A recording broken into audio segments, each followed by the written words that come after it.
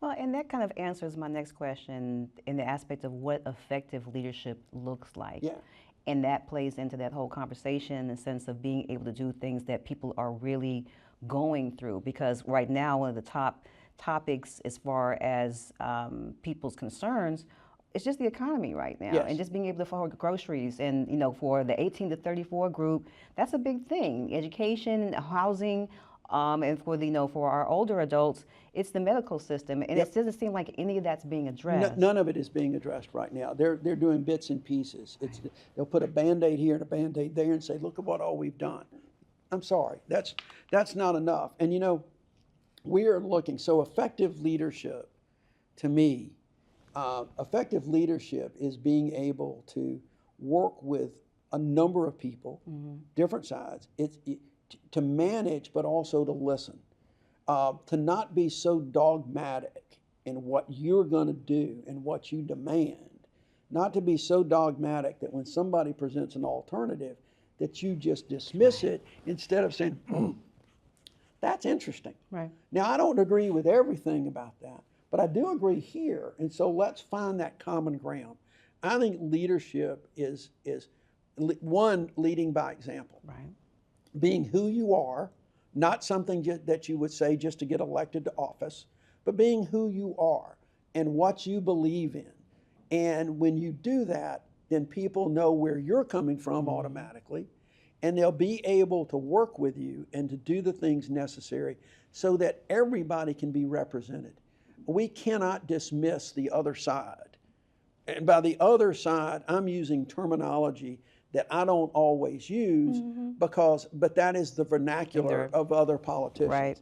Well, when I left the U.S. Senate, I did my farewell speech on the floor.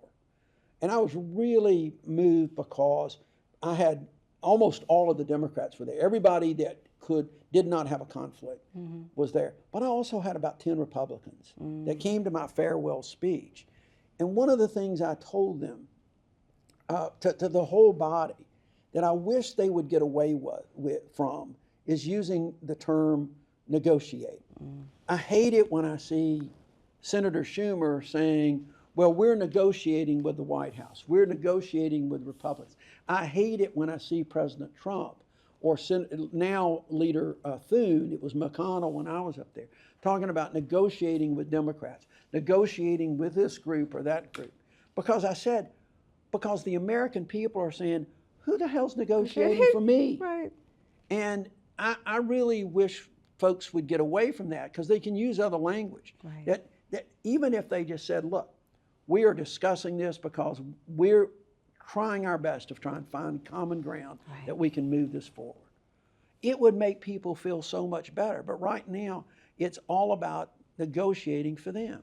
And so to me, leadership involves that negotiation, but it's a give and take. And if you're not willing to give a little bit and all you want to do is take, you're not going to be very effective Not at all. Not at all. And in today's world, we've got to have, I think, more people that can sit down across the table from folks and listen and understand that there are certain things that folks with a different political persuasion might want.